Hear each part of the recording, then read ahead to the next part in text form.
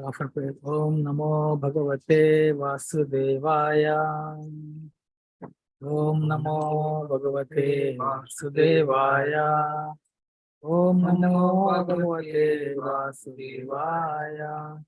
Narayanam Namaskritya Naranchayva Gurottamam Devim Saraswatim Vyasam Tato Jayam Virayate. Navaya Sapadreshu Nityam Bhagavata Sevaya Bhagavate Ruttama Bhakti Bhavati Nashtuki.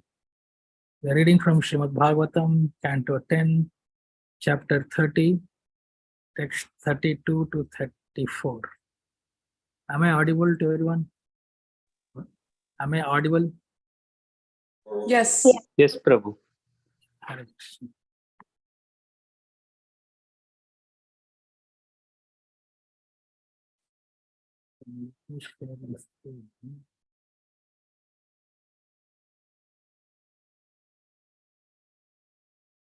Ten 32. Atra prasunava chaya priyarthi preyasa krita prapada kramana ete pasyata sakale pade. Translation. Just see how in this place dear Krishna collected flowers for his beloved. Here he has left the impression of only the front part of his feet because he was standing on his toes to reach the flowers. Text 33. Kesha prasadhanam atra kaminya kamina kritam tani chudaya yata kantam upavistam iha dhruvam. Certainly, Krishna sat down here with his girlfriend to arrange her hair. The lusty boy must have made a crown for that lusty girl out of the flowers he had collected. The Acharyas explained that Sri Krishna wanted to decorate Radharani's hair with the forest flowers he had collected. Therefore, they sat down together facing the same direction, with Radharani between Krishna's knees. And Krishna proceeded to arrange her hair with flowers and make a flower crown for her, coronating her as the goddess of the forest. Thus, the romantic young boy and girl played and joked together in Vrindavan. Text 34. Remetaya chatmarata atma ramopi akhandita kaminam darsayan kanyam strinam chaiva durat matam. Sukadeva Goswami continued. Lord Krishna enjoyed with that gopi, although he enjoys only within, being self-satisfied and complete in himself. Thus, by contrast, he showed the wretchedness of ordinary lusty men and hard-hearted women.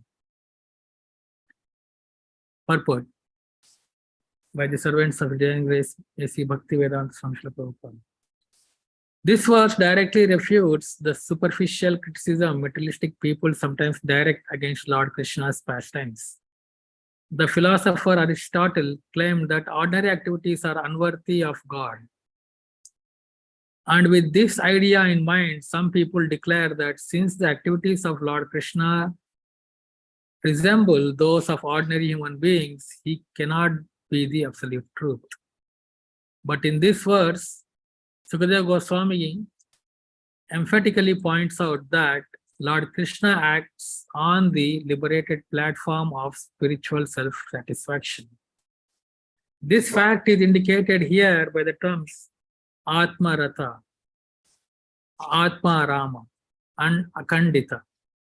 It is inconceivable to ordinary people that a handsome young boy and a beautiful young girl enjoying romantic conjugal affairs in the forest moonlight can be engaging in pure activity, free from egoistic desire and lust.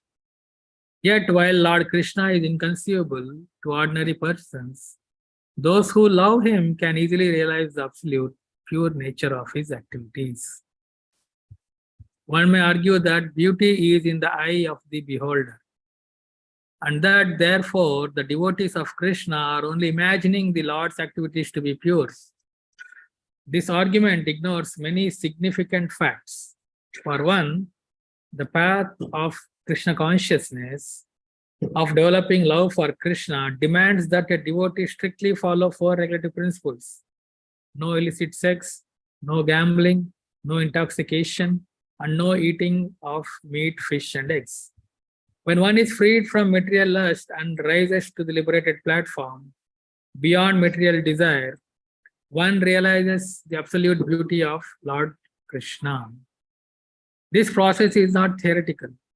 It has been practiced and completed by many thousands of great sages who have left us their shining example and their brilliant teachings concerning the path of Krishna consciousness. Certainly, beauty is in the eye of the beholder. However, real beauty is pursued by the soul's eye and not by the lusty eye of the material body. Therefore, the Vedic literature repeatedly stresses that only those freed from material desire can see the beauty of Lord Krishna with the eye of the pure soul, anointed with the love of Godhead. It may finally be noted that upon realizing the pastimes of Lord Krishna, one becomes free from all tinges of sex desire, a state of mind that can hardly result from meditating upon material sexual affairs. One final note: the conjugal pastimes of Krishna perfectly rounded out his qualification as the supreme absolute truth. The Vedanta states that the absolute truth is the source of everything. So certainly, the absolute cannot lack any of the beautiful things of this world. It is only because romantic affairs exist in a pure spiritual form in the absolute that they can manifest in a perverted material form in this world. Thus, the apparent beauty of this world is not to be absolutely rejected. Rather, beauty should be accepted in its pure spiritual form. Since the beginning of time, men and women have been inspired to poetic rapture by the art of romance. Unfortunately, romance in this world usually leads to crushing disappointment, brought about by a change of heart or by death. Thus, although we may at first find romantic affairs beautiful and enjoyable, they are eventually spoiled by the onslaught of material nature. Still, it is unreasonable to totally reject the concept of romance. Rather, we should accept conjugal attraction in its absolute, perfect, pure form as it exists within God, without a tinge of material lust or selfishness. That pure conjugal attraction, the supreme beauty and pleasure of the supreme truth, is what we are reading about here in the pages of Srimad Bhagavatam. Now for prayers. Om Agnana Timiran Vasya Gnananjana Shalakaya Chakshuran Militam Yena Tasmai Shri Gurave Namaha.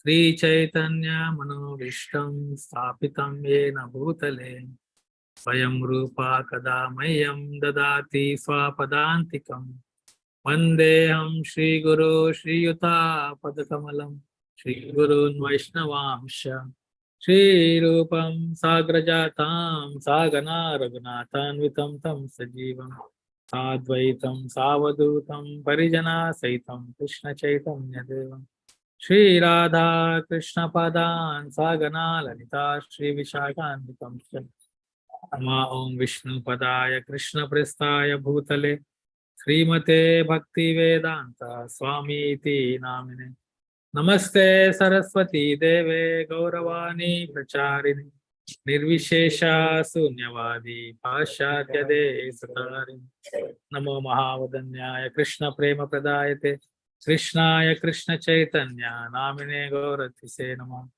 Hey Krishna Karuna Sindhu Dinabandhu Jagatpate Gopesha Gopika Kanta Radha Kanta Namaste Tapta Kanchana Gaurangi Radhe Vrindavaneshwari Rishabhanu Sute Devi Pranamami Haripriye Vancha Kalpatarubhayasya Kripa Sindhubhya eva cha Patitanam Pavanebhyo Vaishnavebhyo Namo Jai Shri Krishna Chaitanya Prabhu Nityananda Shri Advaita Gadadhar Srivasadi Gaura Bhaktavinda Hare Krishna Krishna Krishna Hare Hare Hare Rama Rama Rama Hare Hare.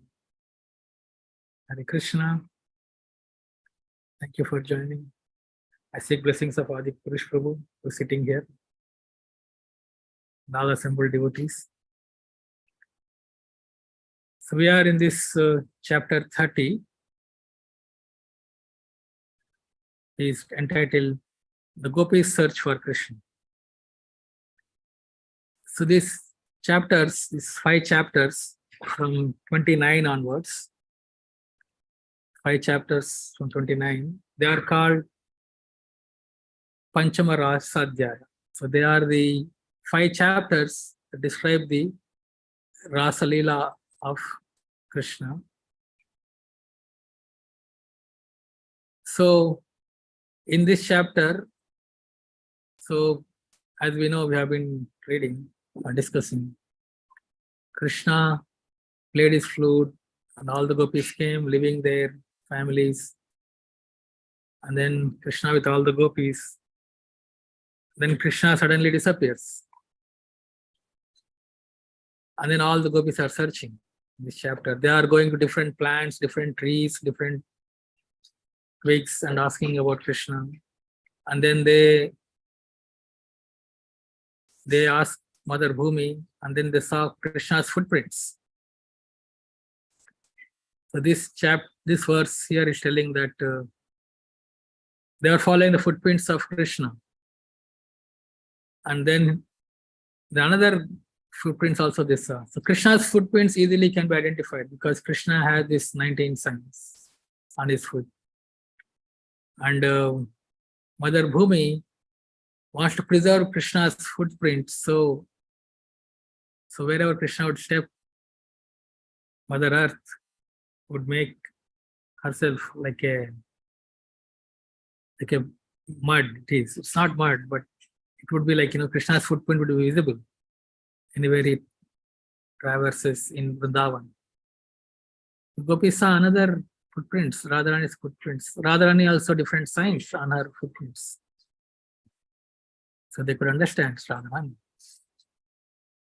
And in these verses, we are saying that they are both went. And then Krishna and Radharani, they are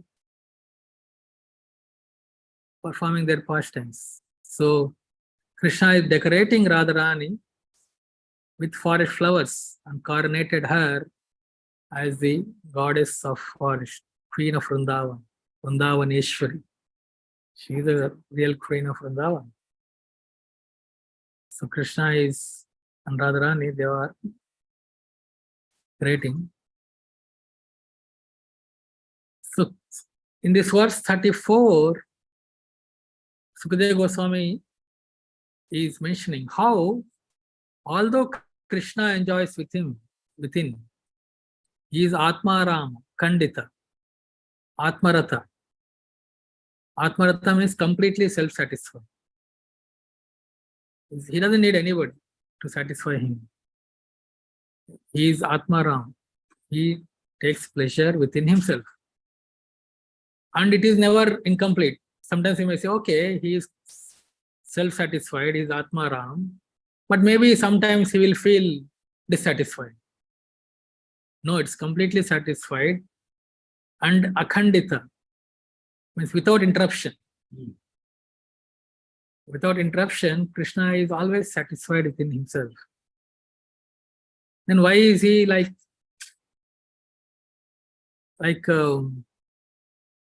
showing this pastimes like the ordinary boy and girl, young boy and girl? So Sukadeva Goswami mentioned here that he is satisfied, but still, by contrast, he showed this. And then in the purport, we saw that how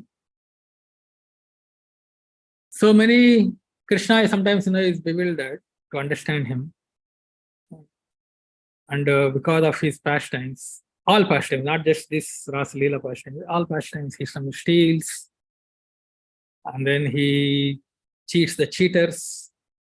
And here he is performing the pastimes like the ordinary boy.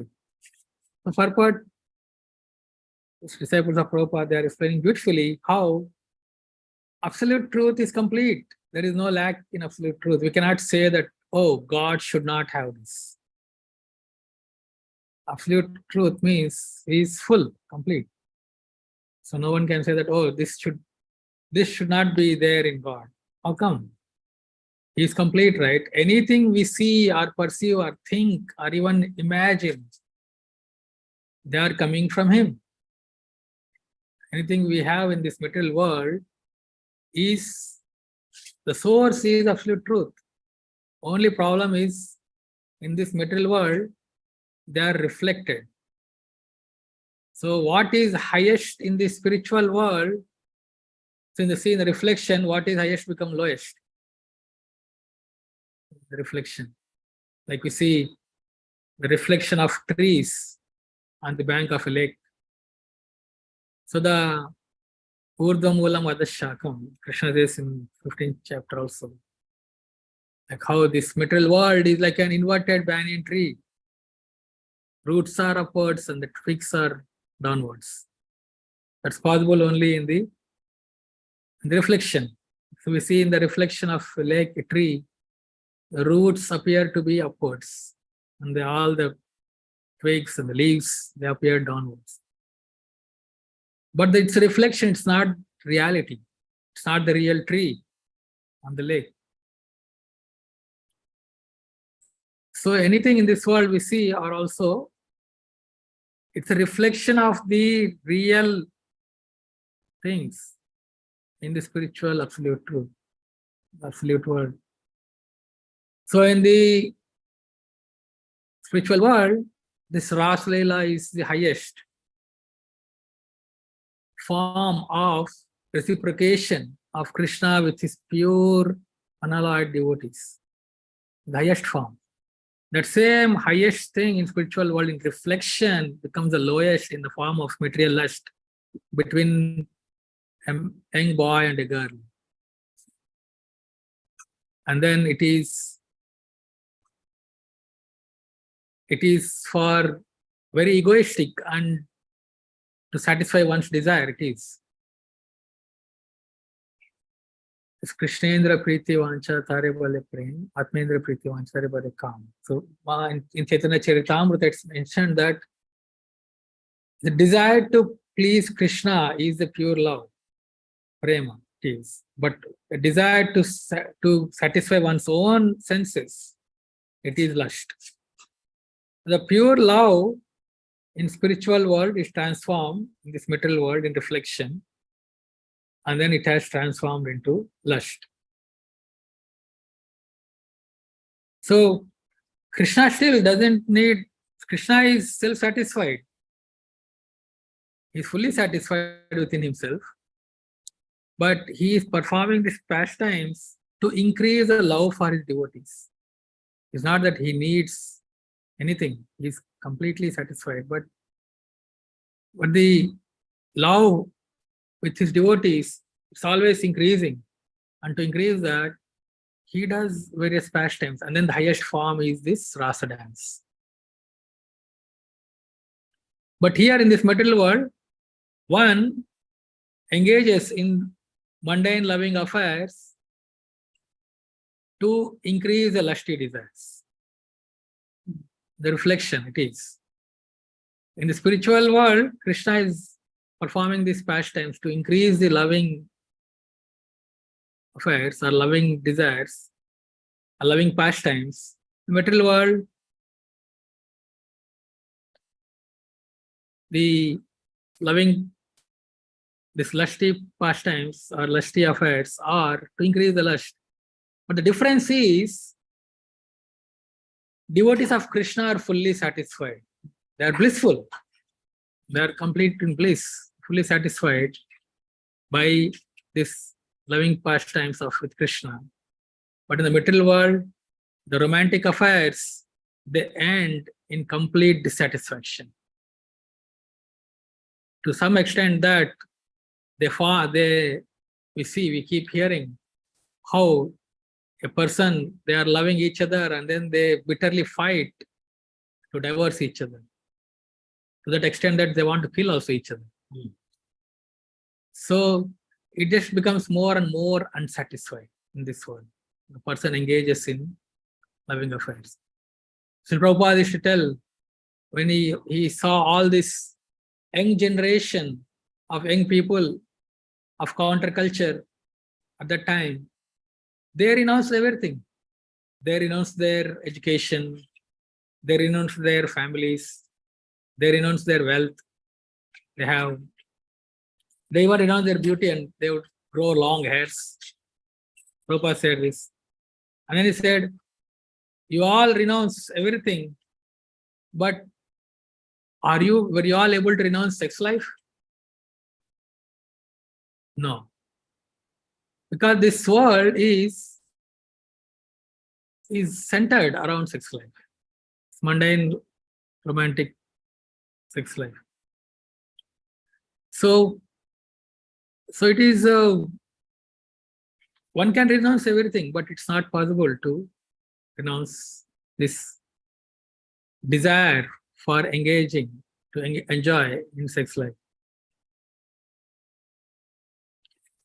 But the only anecdote for that is not to artificially renounce it, sex life, but to engage in this Krishna consciousness. That's what in the purport mentioned, that devotees, we may say that, oh, the Krishna's activities are all pure, and it is all because it is mentioned. One may argue that the beauty is in the eye of the beholder. So you are all devotees of Krishna and you are just imagining that Krishna's activities are pure. No, it's not imagining. It is. Why? Because the fact is that persons can really appreciate Krishna's pastimes and they become free of this sex desire. Rather, this Krishna's pastimes will disentangle a conditioned soul from the materialistic sex desire, which is always dissatisfying. How? Because one has to elevate his consciousness. A normal lusty person, they see when Krishna is engaging in these activities, they see, oh, he is also engaging like me. And then they think Krishna is an ordinary person. But devotees, by practicing four regulative principles, by practicing their sadhana, their faith has to be strengthened. When devotees' faith strengthens and understands Krishna's absolute position and realizes that absolute position, then when they read this or when they hear these pastimes of Krishna engaging in this rasa dance, it will free one from material lust. But if in a conditioned state, one start reading this and his mind gets bewildered.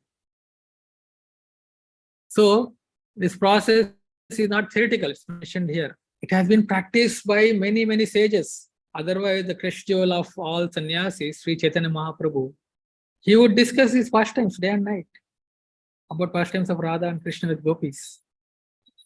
How would that all renunciates who gave up everything, they are discussing this because that is giving them this ultimate pleasure. They are not, otherwise, if it is any ordinary loving affair or mundane romance, they would not have to discuss this. This pastime would not have come in the chapters of Srimad Bhagavatam. The fact that Vyasadeva compiled and then included this, Krishna's pastimes, is, and then Sukadeva Goswami, he himself is another Paramahamsa. Now when he is born, and then he just left everything and started going into the forest. And then there were some young girls bathing, and when Sukadeva Goswami was coming, they didn't bother by him. And he's 16-year-old young boy without clothes, he's wandering the forest, and these young girls without clothes, they are bathing. And then behind him, his father Vasudev is coming, running, calling him, come back home, come back home. And then Vasudeva came there, the young girls immediately covered themselves, felt shy. And then Vasudeva asked this, I am like your father or grandfather, but you are showing the symptoms of shyness in front of me, but this, my young son, 16-year-old, he passed through here and he didn't show any shy. Then they said that he does not distinguish, Sukadeva Goswami does not distinguish between a man and a woman, boy and a girl. He sees as everybody as soul. But you, as a Grihastha, you are distinguishing it. So I were covering. So Sukadeva Goswami doesn't distinguish, and then he is discussing this. And then he is telling here, in this verse, that how Krishna is completely satisfied, but still in contrast, he is performing these pastimes. Why? Because to give this anecdote for this material lust, to cure this material lust, the only way to cure this material lust is to first engage in devotional service, to purify our senses, to control our desires, and come to the platform where we are engaged in the service of Krishna by chanting and hearing, following the main process of devotional service. And then when one reads or hears these pastimes and meditates on these pastimes, then the material lust is completely eradicated, and then one will have experience that same bliss which Krishna is experiencing with his gopis, devotees in rasa dance. So the Hare Krishna. Adi Krishna have questions.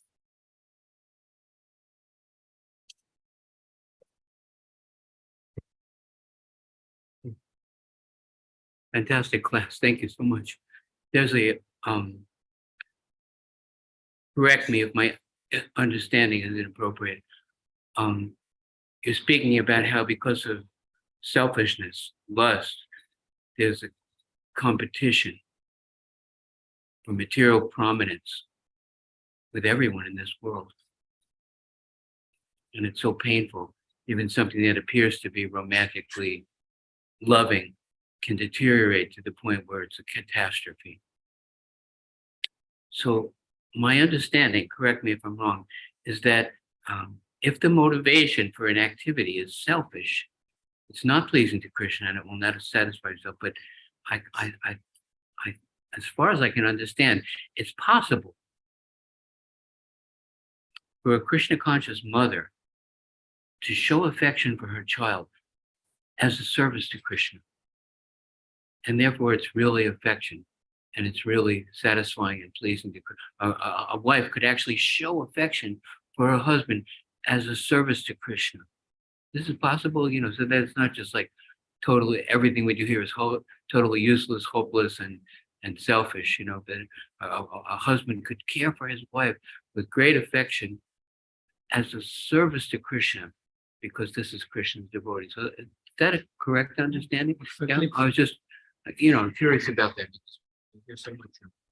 Yeah, that is, thank you for adding that. Yes, so that was the next thing, is that how the devotees should take this. That's what it is, how devotees take this. Yeah, we have this natural love and attraction for us. It can be done for Krishna. It has to be done for Krishna. That was, wherever we are, the motivation is to enjoy oneself. Doesn't matter. One may be wearing a devotee dress and one may be as a devotee practicing, but the motivation, if it is there to serve devotee, like Adipusha mentioned, very nice, husband, wife, they love each other, but their motivation is not to enjoy each other, but to serve their family, their children. So then that is, again, it is same as service of Krishna. That's what, the practice of Krishna consciousness will bring us to the platform where we can appreciate this Krishna. We can understand, we can realize these loving pastimes, and then we can realize how we can apply it, how we cannot ignore, we cannot renounce. Like, Prabhupada said, all, the counterculture, you could renounce everything, but you couldn't renounce the sex desire. So it is not, cannot renounce, we cannot artificially ignore also. So it has to be engaged in the service, mood of service. Then only one will have his desires purified. So this is love of Krishna. The lust one carries this material world, everyone having, is actually love for Krishna. It is like the iron, when it comes in contact with moisture or water, turns into rust. So the love for Krishna transforms in this world as material lust. And the cure for that is, again, engaging in Krishna's service. Because in pure love, we are engaging Krishna's service. Krishna's service means Krishna is not only one. Krishna means Krishna and his devotees. That includes the family members also. If you think that our family members are for my gratification, to satisfy my desires, and I am the controller, I am the proprietor, then that is still, we are fanning our material lust, and then it will be dissatisfied, and then it will end up, it will become disappointment. But a beautiful Krishna conscious family can serve Krishna and can love very intimately at the platform of service, not at the platform of service of sense gratification, but the platform of service. Krishna will be pleased by that. Because now you are engaging as a whole family, doing different services. We are doing more service to Krishna. Prabhupada always says, sometimes a devotee was not able to stay as brahmachari. It says, okay, you get married. But now we get married, and then you, husband and wife, can serve more. Now, Prabhupada sent his Grahastha disciples to open so many centers. Right? So Prabhupada never distinguished that. And then he says that, okay, in whatever situation one is in, the center is to serve, mission of Guru, and to serve Krishna, then this material lust and this disappointment won't be there. But only problem is when that changes and one starts seeing that, no, I have to be served, then the problem starts. Then this thing. So that's what we need to engage in the service of Krishna and to purify ourselves. The whole purificatory process is there, and then come to a level of realization where we are realization of self. Then when one reads this pastime like Chaitanya Mahaprabhu and all the acharyas, then they can really see these pastimes as ones which can give us the bliss, which can give that bliss which Mahaprabhu was experiencing. He would cry all night reading these pastimes. Would cry all night without sleeping, in separation. It was such a bliss it is, and the highest form of love is separation. In that form it is, his cry. We can't even imagine, because Krishna or Mahaprabhu inconceivable. Radharani is Krishna's pastimes, Radharani is Krishna, is inconceivable. We can try to see it it's like trying to see the sun with torchlight. Sun is so illuminating effulgent, it doesn't need anything. So obvious it is, but we can't see that. That is what it is. One has to first purify and then come to this level. But for that we need to have faith. So this purport, everything is mentioned here. One should have that faith on Krishna, that Krishna is not attracted for this material, the gopis pastimes in these chapters, the pastimes between gopis and Krishna, they are not mundane. It's a pure, absolute spiritual level. It's pure, it is. It is not at all mundane. Okay, so those are some thoughts. Any comments, realizations one has? Thank you, Sundarnath Prabhu. Damodar Priya, you had a comment? I had to leave early yesterday. Thank you, Sundarnath Das Prabhu, for your class. I think that you're the only person that can say lusty desires and have it sound so adorable, like, and cute. Like, it doesn't sound scary at all when you say it. That's one comment. And then yesterday, I know that Bruce Prabhu had a question in the chat where he was asking how long were the gopis separated from Krishna, and I don't know if that got answered because I had to, like I said, leave early for work. Hare Krishna. Krishna. So what was the question?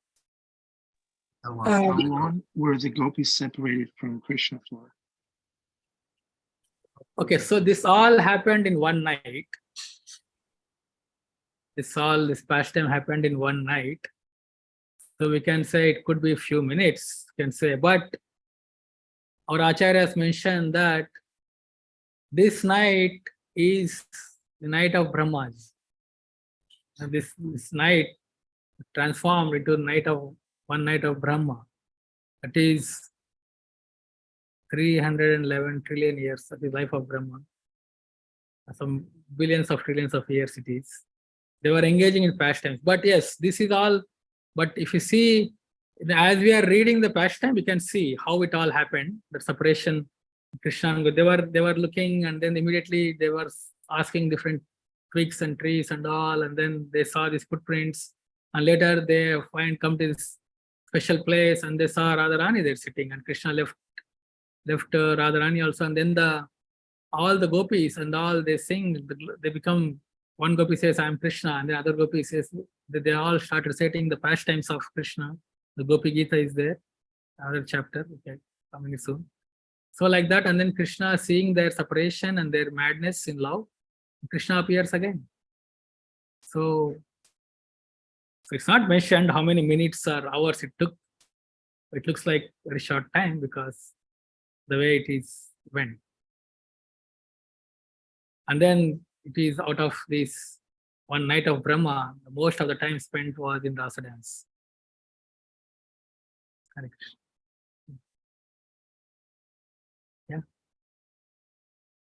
Yeah. And then how do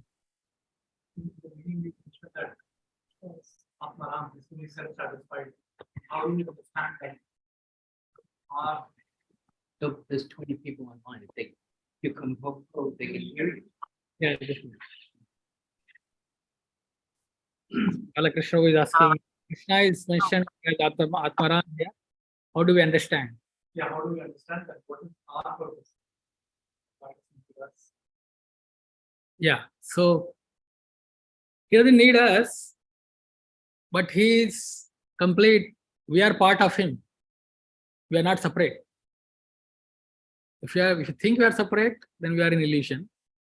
But we are part and parcel, but with him. We are one with Krishna, but different. Achintya Bheda Bheda Tattva. So we are not different. We are one with Krishna.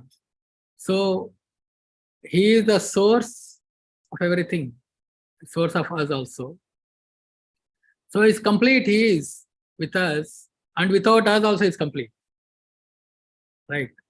But our Jivera Swarupa Nityara Krishna Das. Our existence, our Swarupa is to serve Krishna. Our true nature, our constitutional position is to serve Krishna.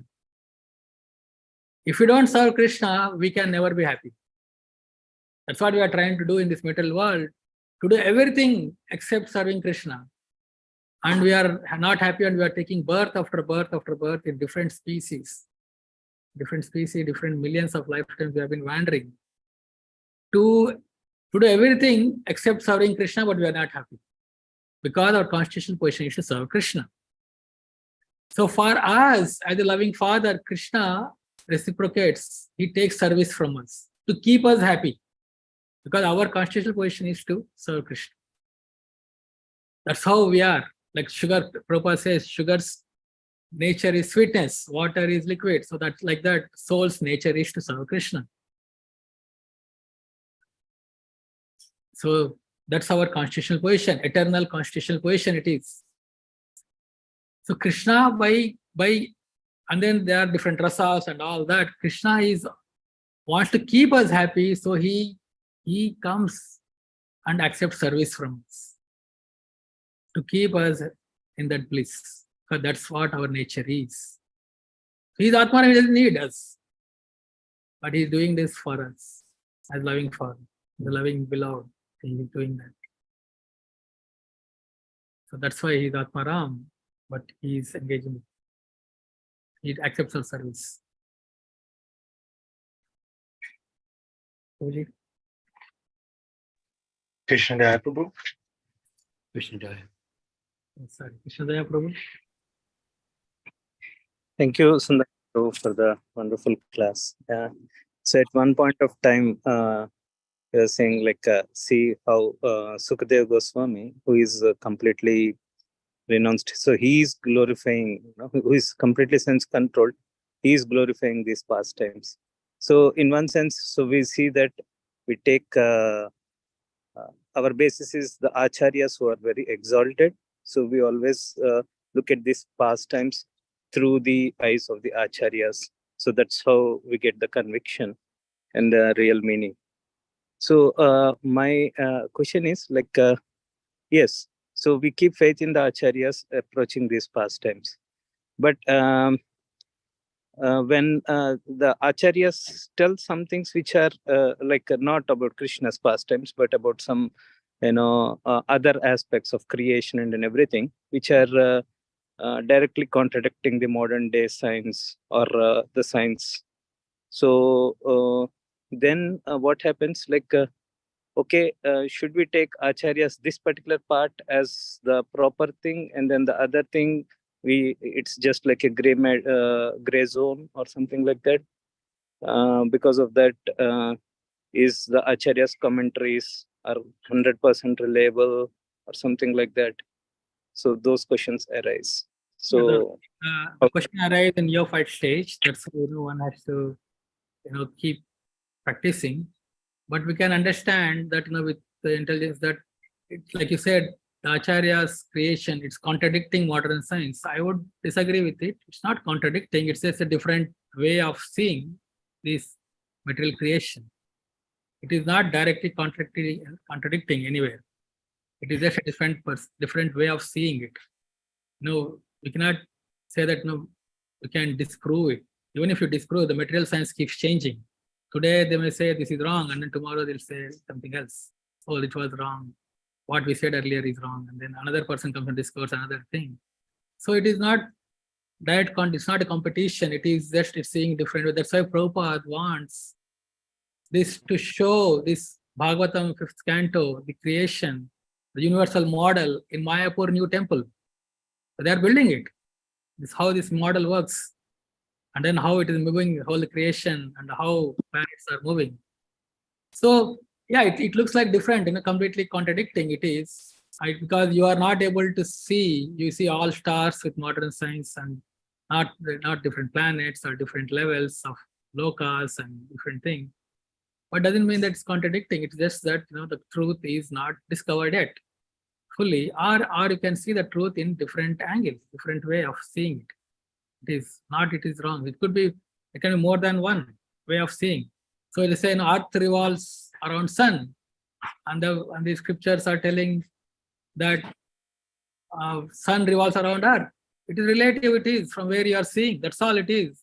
If you argue on that and say this modern science is correct and Acharya, the scriptures are wrong, it's foolish. It's just that seeing from where you are seeing, which is moving. When you are sitting in a train moving, the platform is moving and the city is moving and the buildings are moving. But when you are on the platform, the train is moving. It's all relative. So it is just, it's a different way of seeing things. Nothing contradictory. Sure. Thank you. Yeah. Anyone else? Adipurush who has one? Yeah. He was asking how long they were separated from Krishna. And in one sense, it's a valid question, but how do they feel about it? Even to have the eyes blink was too painful for them to be separated from Krishna for the blink of an eye. So they felt like it was, when you're having fun, things go very quickly. But when you're in a painful condition, it seems like a long time. How long will you keep your hand on the hot stove? Seems like a long time. Anyway, time for the concha over to Shilpa. Thank you, Maharaj. Srimad Bhagavatam ki jai. Prabhupada ki jai. Hare Krishna, could we request that the virtual background be taken off, please, so we could see the darshan? Thank you so much. Yeah.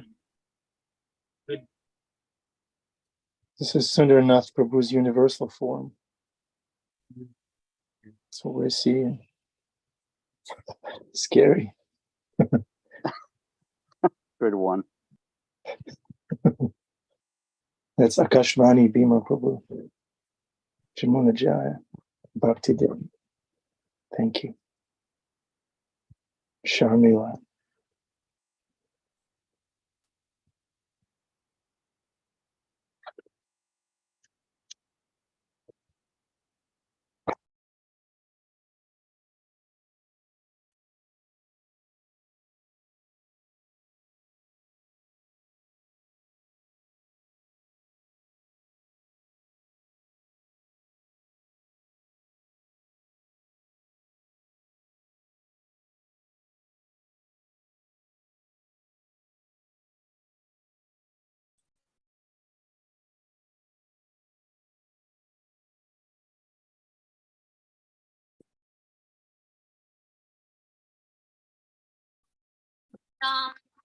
Hari Purusha Amaham Bhajami Govinda Hari Purusha Amaham Bhajami Govinda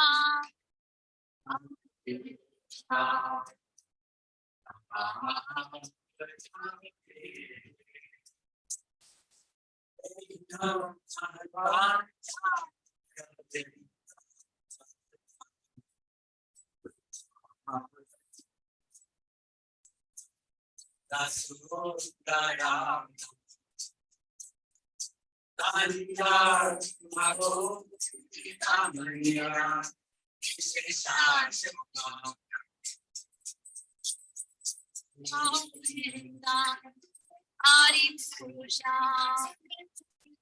Amaham Bhajami Hari Krishna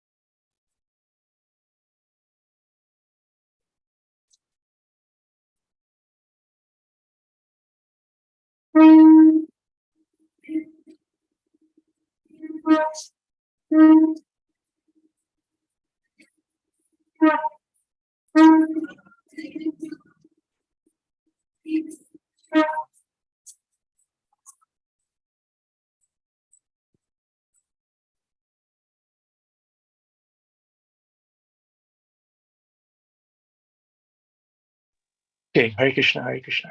Thank you, everyone, for showing your face, for being so personal, and for attending this class. We're just grateful to Sundarnath Prabhu. Yeah, yes.